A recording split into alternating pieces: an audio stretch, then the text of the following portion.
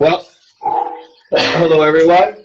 This is Coach Wolverine and Coach Kelowna coming at you with another episode of a conversation over drinks. I have water. 1 second. I forgot my drink. These are easier when we were doing teas. Had a hot tea. It was quite good. Yep, absolutely. Oh well, I'll just have to drink 2 next time. All right. Well, before we sit here too long, I was having a chat with Coach Wolverine here about the dangerous contrast in regards to everything. And just to describe contrast, when people contrast, it's when we start doing something or we're in a position for a long time, whether it's employment, relationships, friend groups, doesn't matter. You start to really get a feel for the things you don't like, especially if you're in a negative mindset. The things you don't like are going to stand out even more. So certain little things that might be like pet peeves or annoyances might be really highlighted if you're not in the kind of right headspace. But the contrast is when you see an event or you see a job or you see a different person or anything that has those highlighted qualities on the right side, we're like, oh, that's what I need. That's exactly what I need. We start to overlook the positives that we currently have. And that becomes problematic because we're just constantly jumping from one to the next, to the next, to the next. Whether, like I said, it could be relationships, it could be jobs, it could be anything. Looking for because we get into a position, we find negatives, and then we find someone that doesn't have those to constantly move forward. And we think that that's progress because we're like, oh, I'm just learning what I like. That's not the case. The case is your mindset. You're teaching yourself to be set up to constantly find a problem and then run away from it and move somewhere else. Yep.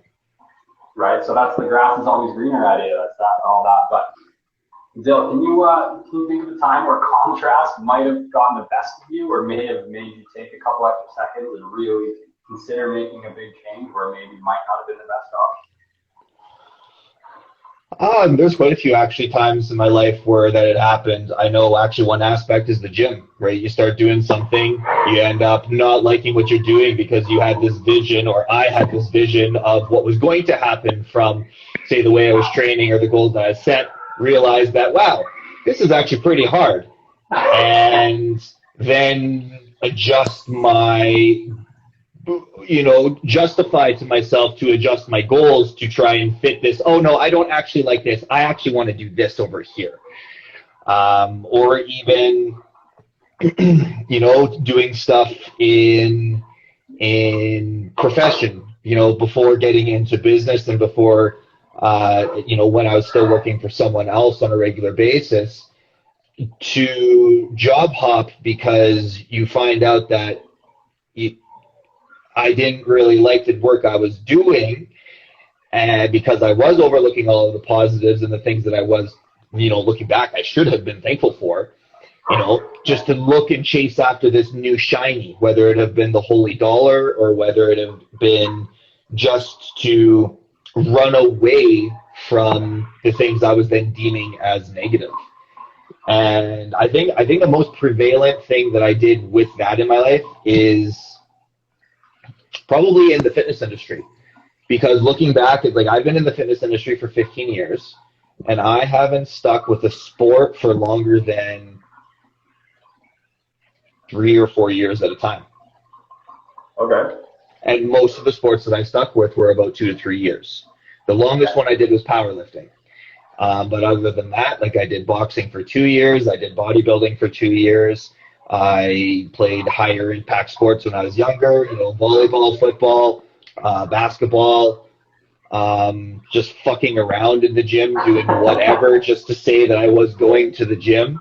And kind of what I do right now, actually.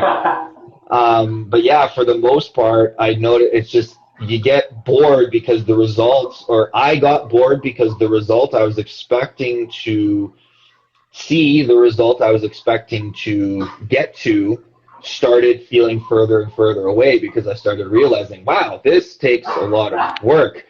Or one of my favorite aspects actually would have been even in starting this business was as I was moving forward with different steps of building the blocks of this business, as soon as I started feeling resistance somewhere, I would purposely distract myself with something that would go in the shiny box to create busy work and veer off of my original goal or vision just because it was hard and I didn't want to deal with that. So yeah, I was looking like, oh, well, maybe this way is easier to make money, or maybe this way is more fulfilling, or maybe this way will make more connections, when in reality, if I would have just kept my nose to the grindstone and persevering forward, who knows what would be different now.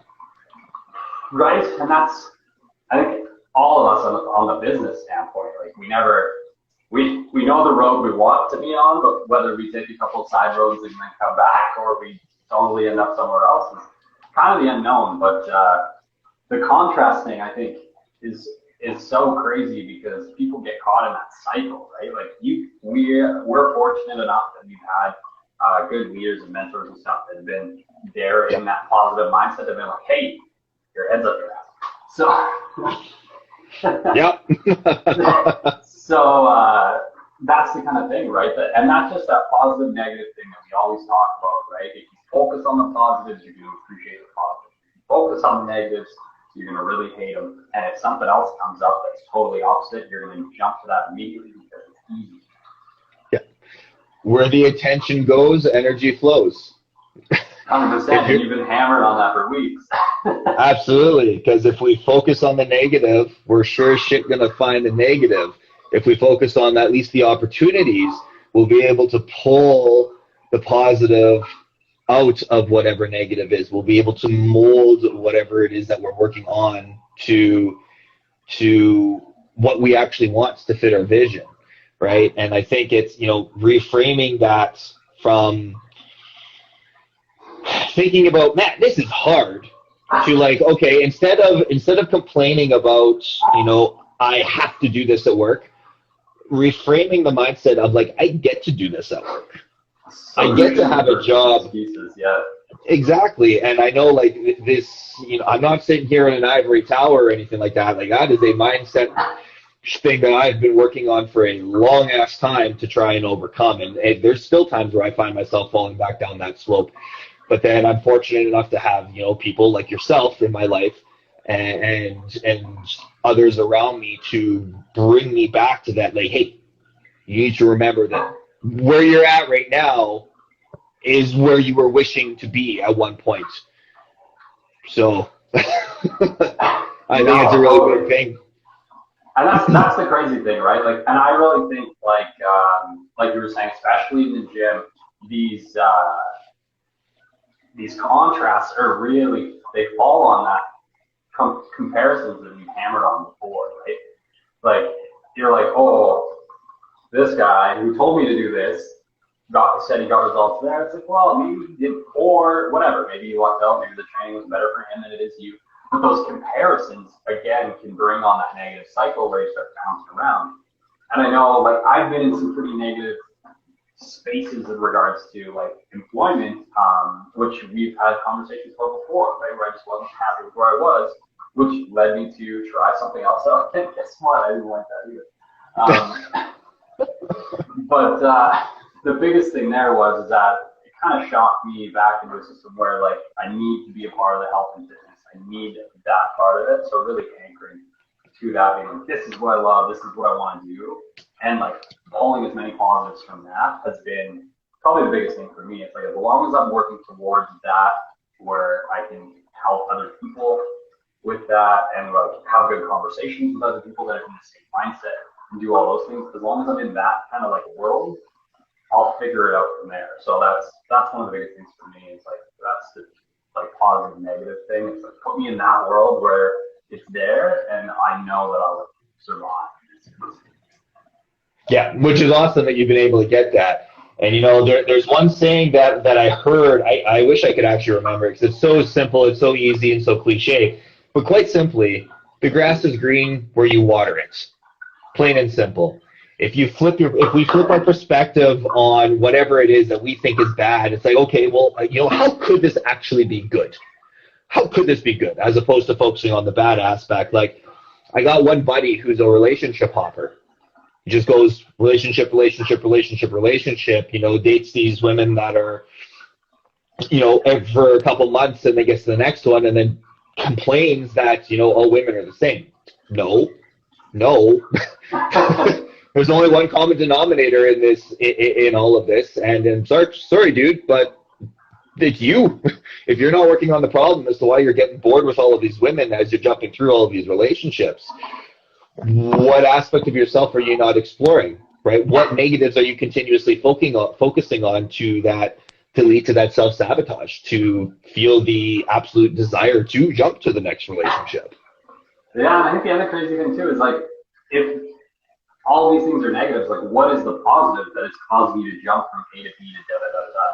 Is it like a surface level thing? Is it a physical attraction thing? Because if that's the case, especially in relationships, if you're just bouncing around because you're calling forward, that is more of an inflection than anything, right? And you're shiny.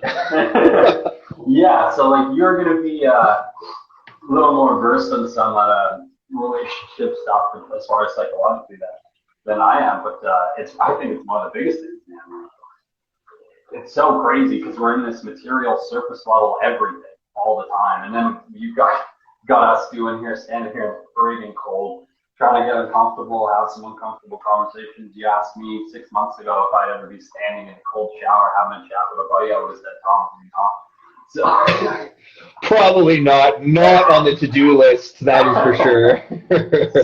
But it's like, we got to get out here. We got to share the uncomfortableness. We got to have some fun, share what we know, share what we've seen, what we do, because we're in the world where we're having these conversations constantly. So we're constantly pulling experiences from everywhere, and the easiest way is to share. And I think the grass is always greener where you water it. As you said, if you move to another grass and you don't take care of it, that grass is going to die and you're going to do it again. That's not what you want to do.